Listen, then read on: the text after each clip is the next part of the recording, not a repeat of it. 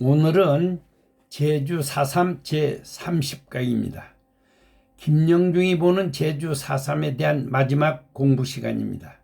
제목은 4.3을 민중항쟁이라고 주장하려면입니다. 4.3을 민중항쟁이라고 주장하고 그게 아니다라고 하면 비판하면 집단 공격을 받는 현실입니다. 저는 그들이 4.3을 민중항쟁이라고 주장하려면 그에 앞서 먼저 다음 질문에 답해야 합니다.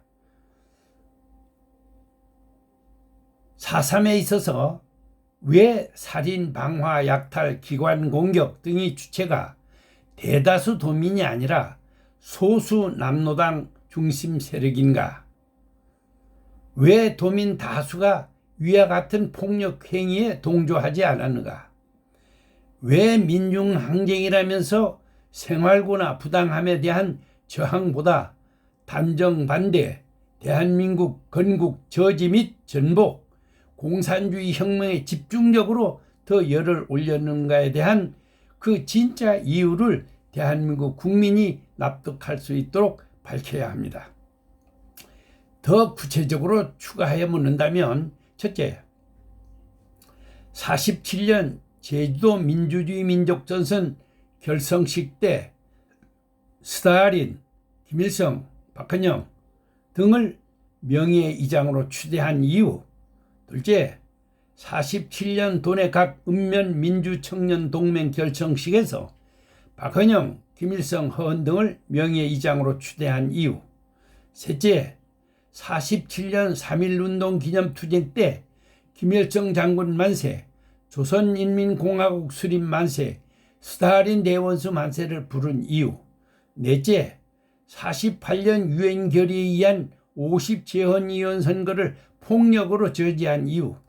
다섯째, 국방경비대 구현대 병력까지 동원하여 경찰 본부를 분쇄하려 했던 이유. 여섯째, 탄압과 전혀 무관한 한두 살 어린이를 포함하여 민간인 1764명을 살해한 이유. 일곱 번째, 남노당이 북한 혁명가인 인민항쟁가와 적기가를 부른 이유. 여덟 번째, 지하선거를 실시하여 52,350명 투표지를 가지고 월북한 이유. 아홉 번째, 대한민국을 상대로 선전포고한 이유. 열 번째, 6.25 직후 인민군 지원 환영회를 만들어 한라산 빨치산과 합세, 정부와 마을을 공격한 이유.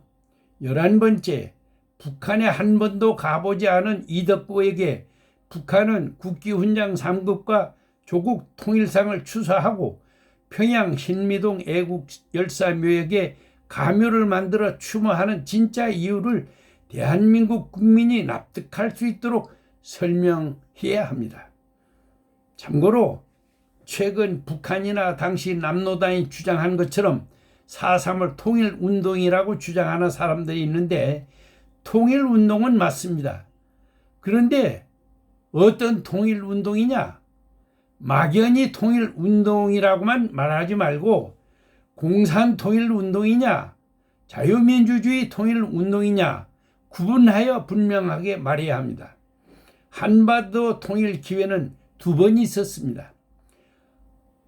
첫째는 1948년 11월 14일 유엔에서 남북한 인구 비례에 의한 총선거 실시 결의입니다. 이때 스탈린과 모택동, 김일성이 반대하지 않았으면 남북 통일됐습니다. 스탈린, 모택동, 김일성이 반대했죠. 두 번째, 6.25 남친 전쟁 때 중공군 개입이 없었다면 통일이 되었습니다. 우리가 압록강까지 갔거든요. 이때는 김일성과 모택동을 끌어들여 가지고 통일을 못하게 했습니다. 두 번 다 공산주의 두목들에 의해 통일이 좌절됐다는 점을 우리는 기억해야 합니다. 이제 제 강의를 마무리하면서 이인호 교수가 쓴 대한민국 건국은 혁명이었다라는 책에 나온 글 세 문장을 소개하려 합니다. 첫째, 역사를 조작함으로써 역사의 방향을 틀거나 변화의 속도에 박차를 가할 수 있다고 생각하는 것은 망상이며 언젠가 역사의 보복을 초래할 것이다. 둘째, 남한의 단독 선거는 분단이 불가항력적으로 고착되어 버린 상황에서 우리는 남한만이라도 하루속히 미 군정으로부터도 독립하고 스탈린주의 체제로 흡수될 위험도 방지하면서 이미 소련의 영향권으로 함몰되어 버린 북한과 다시 통합하는 과제는 다음 기회로 미루자는 것이 대한민국 건국을 서두른 지도자들의 인식이었다. 세 번째, 정치 권력의 힘으로 역사의 자연스러운 흐름을 거스를 수 있다는 오만과 환상에 사로잡힌다면 인간이 치러야 하는 대가가 너무도 엄청난 것임을 20세기 역사, 특히 혁명적 사회주의 역사는 생생하게 보여주고 있다.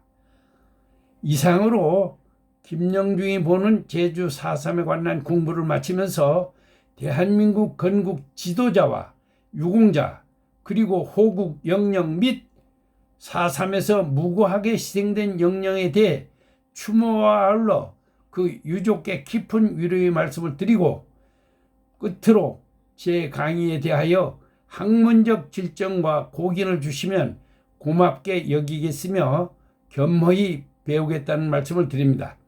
제 강의를 끝까지 경청해 주신 여러분께 깊은 감사를 드립니다. 감사합니다.